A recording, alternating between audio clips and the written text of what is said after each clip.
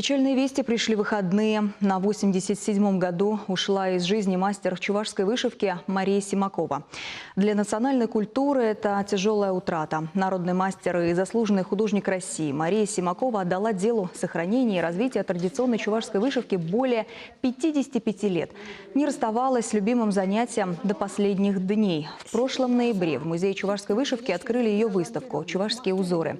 Мария Васильевна участвовала в акции «Сурпан Перле». Мастер, работая на фабрике в художественной вышивке по хатере и заведуя лабораторией чувашской вышивки, воспитала несколько поколений народных умельцев, которые продолжают ее дело. В выходные не стало и известного деятеля культуры Чувашии, бывшего руководителя Госцентра по охране культурного наследия Николая Муратова. Ему было 70 лет. Николай Иванович половину своей жизни посвятил сохранению и возрождению памятников истории и культуры республики.